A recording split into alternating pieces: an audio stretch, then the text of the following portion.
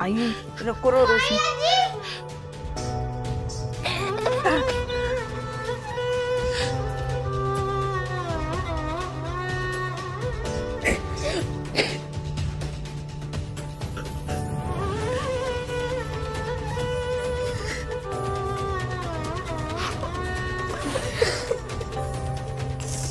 कमलताई बघा काय होऊन बसले ते.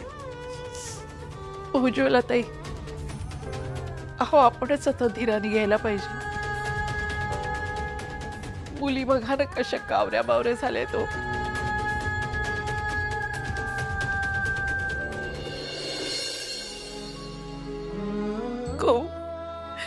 बाळा रडू नकोस. हे बघ तू आईची स्ट्रॉंग गर्ल आहेस की नाही. हा मग रडायचं नाही. हा मयू, हे बेटा, आईला आता आपल्या सगळ्यांची खूप गरज आहे. अगं आपणच तर सावरायला पाहिजे ना आता तिला. मग आपणच असं वागलो तर कसं चालेल.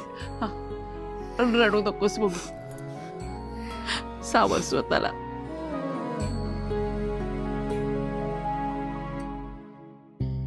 अशोक कुठे आहे? आतमध्ये आहे. नारळ घेतलाय, फुलं घेतली आहेत, कुंकू पण.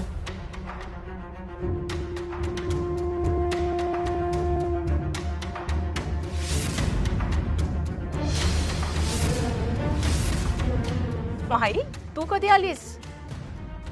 वहिनी. आशू, आशू अगं तू हे साडी काय नेसलीस? अगं का नेसलीस असं काय विचारते? अगं नवरात्र आहे ना म्हणून नेसली. आणि तसेही बरेच दिवस या साडीला हवा लागली नव्हती. मला देवीच्या ओट्या पण भरायला जायचंय ना. माही खरं सांगू का, बरं झालं तू आलीस. तसं मी दरवर्षी आईंबरोबरच जाते देवीची ओटी भरायला, पण यावर्षी त्यांचा पाय जरा दुखतोय जास्तच. तू येशील ना माझ्या बरोबर? 1 मिनिट आले, थांब. आशू काय बोल ना. अगं आशू, ह्या सगळ्याची काय गरज आहे आता? माई मला माहित आहे ह्या सगळ्या गोष्टीला खूप उशीर झालाय, पण तुम्ही सगळे आहात ना बरोबर, मग होईल.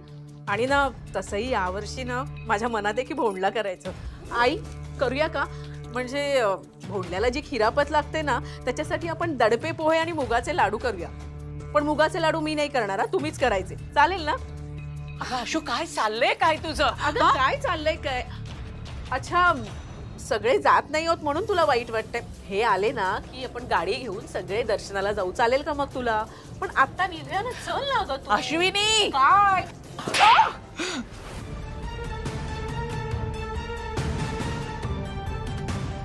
आशू अगं बस बस झालं. अगं पानावर ये ना आशू. श्रेयस आपल्यात नाहीये. अगं तो गेलाय. किती वेळा सांगू? हा, आणि सारखं सगळ्यांना मी तेच सांगते की ते आहे, ते सुखरूप आहे, ते परत येणार आहे. नाही तू सुद्धा.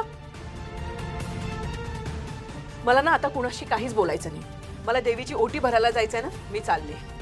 आशू, वहिनी, आशू, आशू ऐक ना वहिनी. अगं आशू, वहिनी, अश्विनी. बिचारी, तिनं शेवटचं बघितलंही नाही ना, त्यामुळे असं झालंय. डेड बॉडी समोर असती, दिसली असती तिला तर रडून मोकळी तरी झाली असती. हो ना. आता शेवटी ना घरच्यांनाच मन घट्ट करून तिला हे सगळं स्वीकारायला लावावं लागणार आहे. अहो तुम्ही हे काय बोलताय? तुमचं तरी तुम्हाला काही कळतंय का? हा, अहो त्यांच्यावर काय प्रसंग घडवलाय याचं भान तरी ठेवा. अहो पण तिला सांगितलंच नाही तर ती अशीच वागत राहील. तिच्या या वेडेपणाचा घरच्यांना पण त्रास होतोच ना. हो ना. अहो सावंत काकू, माझ्या ओळखीमध्ये पण मी अशीच एक केस बघितली होती. अहो तरुण जोडपं होतं आणि त्या मुलीचा नवरा अचानक वारला, पण ती मुलगी हे स्वीकारायलाच तयार नव्हती हो. शेवटी घरच्यांनाच मन घट्ट करून कठोर व्हावं लागलं. जरा मार वगैरे देऊन दामटवून शेवटी ती मुलगी ताळ्यावर आली हो. बास करा सगळेजण, प्लीज प्लीज. आम्ही सगळे ऑलरेडी खूप टेन्शन मध्ये आहोत. तुम्ही या आता सगळे. अहो तुमच्या जिभेला काही हाड आहे की नाही? अहो तुम्ही हे असं अश्विनी बद्दल बोलताय? अहो अश्विनीने तुमच्या अडचणीमध्ये आजपर्यंत तुम्हाला किती साथ दिलेली आहे आणि श्रेयसने पण सगळ्यांना आजपर्यंत मदतच केलेली आहे. होय हो. हे बघा, तुम्हाला जर ह्यांच्या कुटुंबाबद्दल जर चांगलं बोलायचं नसेल ना तर गप्प बसा. जा.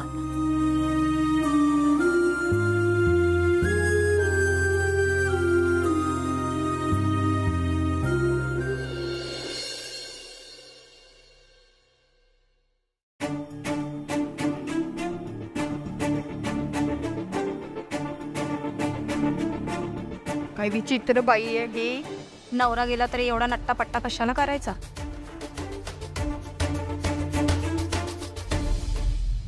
विश्वास कशावर ठेवायचा. हे मग बोलतायत त्यावर की माझं मन सांगतंय त्यावर.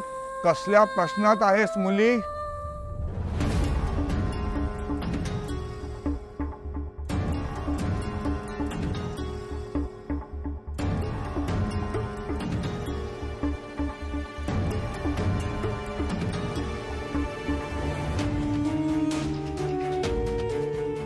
बाबा काहीच कळत नाही हो मला.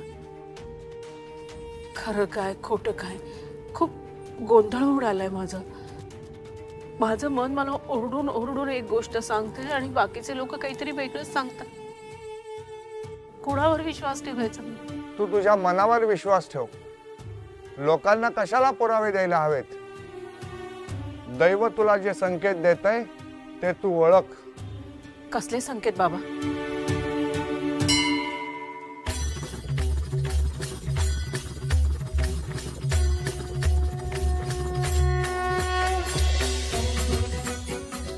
अखंड सौभाग्यवती भव.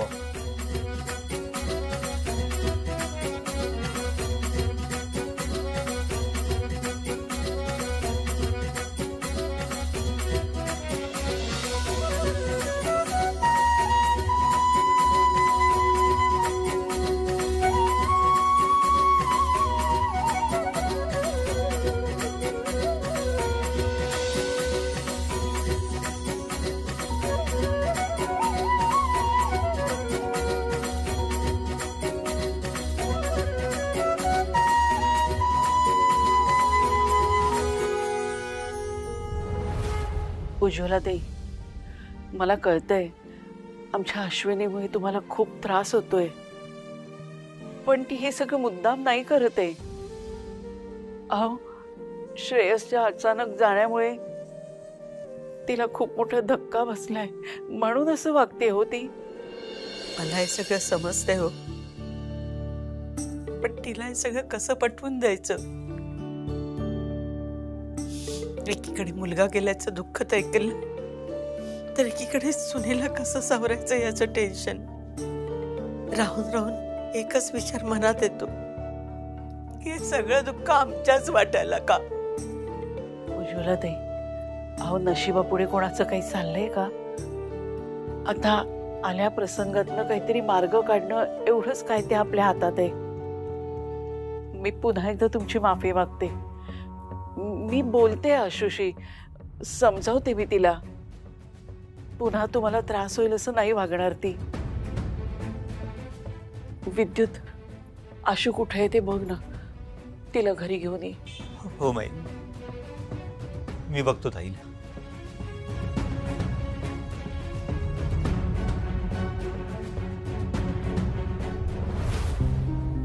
अरे यार, ही फोनच नाही उचलत आहे. किती वेळा फोन ट्राय करते मी. कुठं गेली असेल काय माहिती. शिल्पी, घरात जे सध्या सुरू आहे त्या सगळ्या गोष्टींचा तुझ्यावर खूप लोड आला आहे. नो, हे सगळ्या एका पाठोपाठ इतक्या गोष्टी घडत आहेत.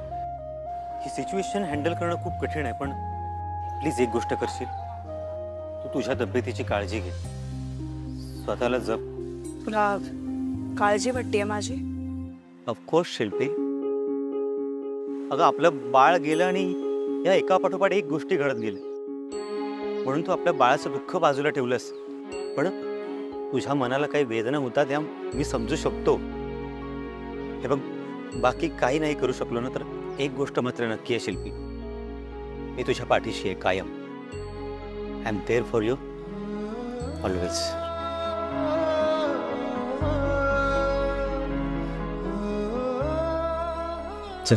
ताईला शोध.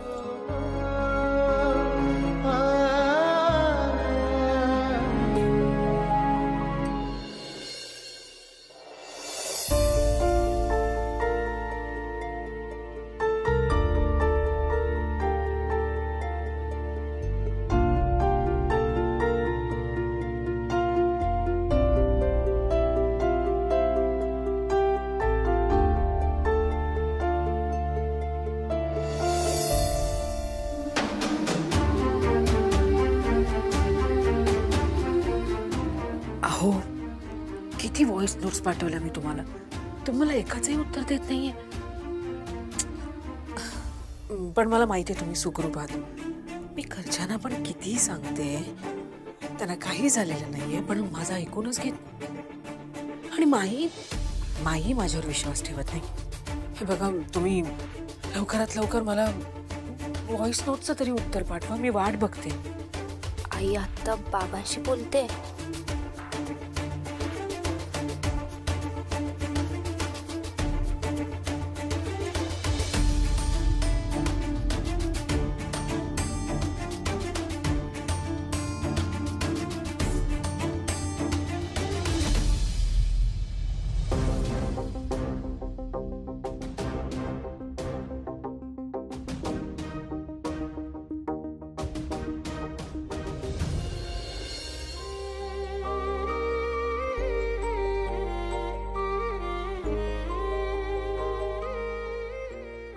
काय करून घेतलंयस तू स्वतःच?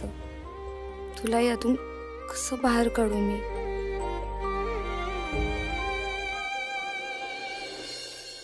काका, तुम्ही स्वतःची काळजी घ्या आणि काय मदत लागली तर मला सांगा. अरे बापरे, तुम्ही सगळे कधी आलात हे कळलंच नाही. म्हणजे आतमध्ये कामात होते ना, त्याच्यामुळे. मी चहा टाकते सगळ्यांसाठी. नाही नको, सरबत चालेल का? म्हणजे बाहेर खूप ऊन आहे ना, म्हणून विचारलं. आणि पोहे केलेत. उपवास आहे का कुणाचा? नाहीतर मग फराळाचं करते. मी आलेच, चहा घेऊन आले.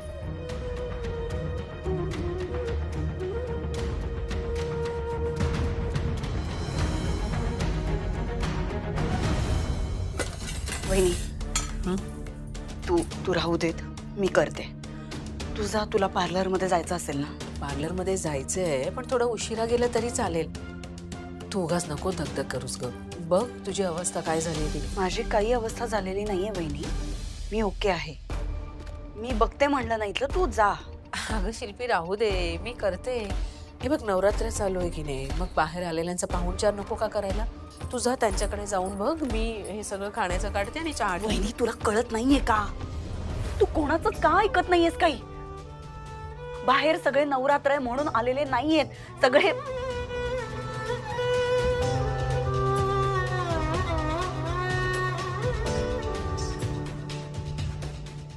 हे आपल्यात नाहीये, हे तुम्ही जरी सगळ्यांनी मान्य केलेलं असलं ना, तरी मी मान्य केलेलं नाहीये शिल्पी.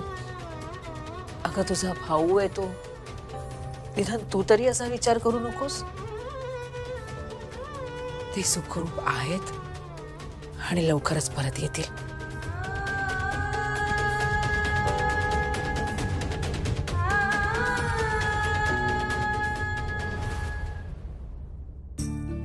हो, हे काय?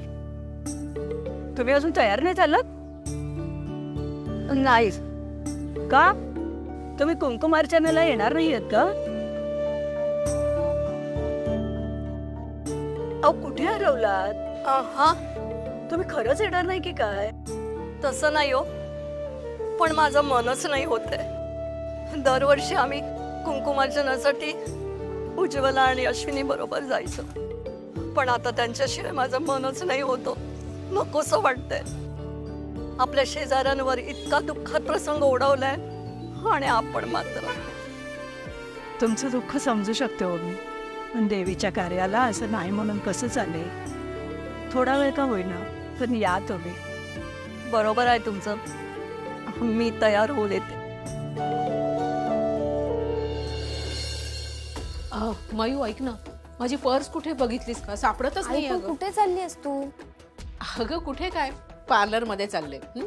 जा बाई जा, तुला जायचं तिकडे जा. अश्विनी, घरात काय घडलंय याचं तरी भान ठेव. काय बोलायची सोयच नाही ठेवलीस तू. उज्ज्वला एक मिनिट. अश्विनी बस बाळा. बाबा प्लीज.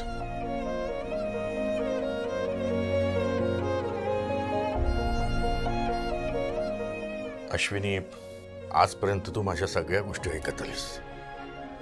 आज एक गोष्ट आणखी ऐकशील. अश्विनी तू आज पार्लरला जाऊ नकोस.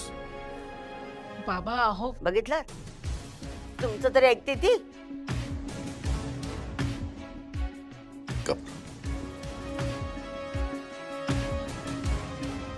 आजच्या दिवस तू पार्लरला नाही गेलीस तर चालेल. माझं ऐकशील एवढं. तसं नाहीये बाबा. पण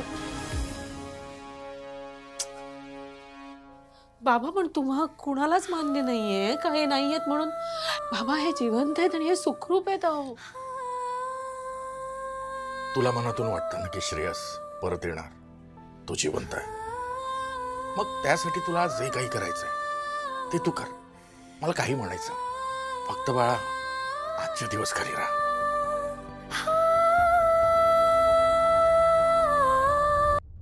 झालं म्हणजे घरात राहून सण असल्यासारखी वागणार. उज्ज्वला ताई हे जरा किल्ली ठेवा. सावंत काकू तुम्ही कुठे निघालात? नाही ते ते पलीकडे. अहो असं अडखळत आहे काय? सोसायटीतच चाललात ना तुम्ही? खाली बिल्डिंग मध्ये. आज आज काय कुमकुम मार्चन आहे.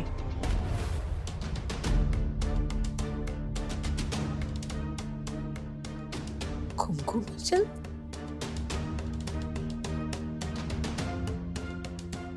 अरे देवा कसं विसरले मी आज कुमकुम मार्चन आहे. बहुतेक नाही या सगळ्या गोंधळात राहूनच गेलं. अरे यार त्यापेक्षा ही पार्लर मध्ये गेली असती तर किती बरं झालं असतं. बाबा बरं झालं तुम्ही मला पार्लर मध्ये नाही पाठवलं. नाही तर मला कुमकुम अर्चनाला जाताच आलं नसतं. खरंच मी तयार होऊन आले. सावंत काकू आलेच. अश्विनी तर कुठेही जाणार नाहीये. अहो आई पण कुमकुम अर्चन आहे, मला जायला हवं.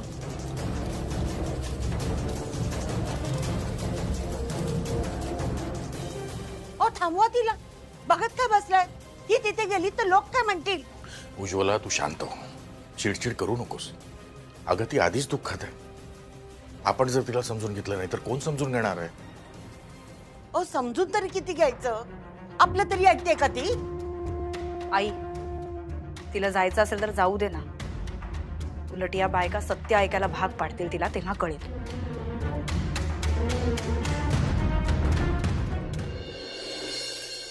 चला आपण सुरुवात करायची का कुंकुमार्चन? चला चला चला करून घेऊ.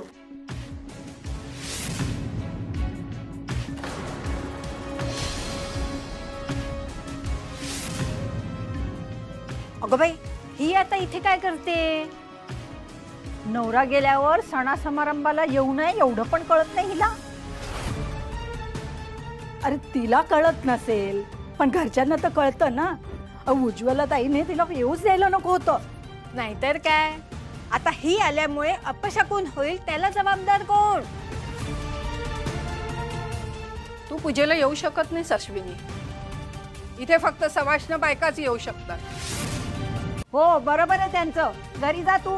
हो अश्विनी तू घरी जा. अगं अश्विनी तू इतकी सवाष्ण बाईसारखी अशी नटून थटून पूजेला आली तर लोक काय म्हणतील? मी तर म्हणते हिने बाहेरच पडायला नको होतं. नवरा गेल्याचं काही वाटलं नाही का ग तुला? एवढी कशी कोडगी तू? ऐका ना यांना काही झालेलं नाहीये.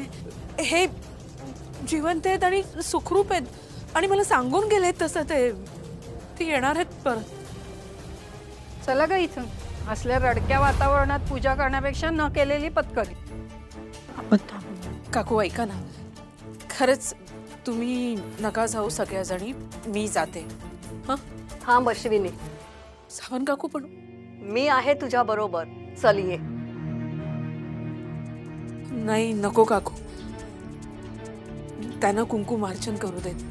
मला फक्त देवीचं थोडंसं कुंकू द्या. हो थांब देते. हा रे नवरा गेलेल्या बाईला कुंकू देतं का कुणी? मला असं वाटतं हिच्या डोक्यावरच परिणाम झालेला आहे. तुला कुंकू मिळणार नाही. चल जा इथून निघ. नाही मिळणार तुला कुंकू. नाही तू जा अश्विनी, तुला नाही मिळणार ना.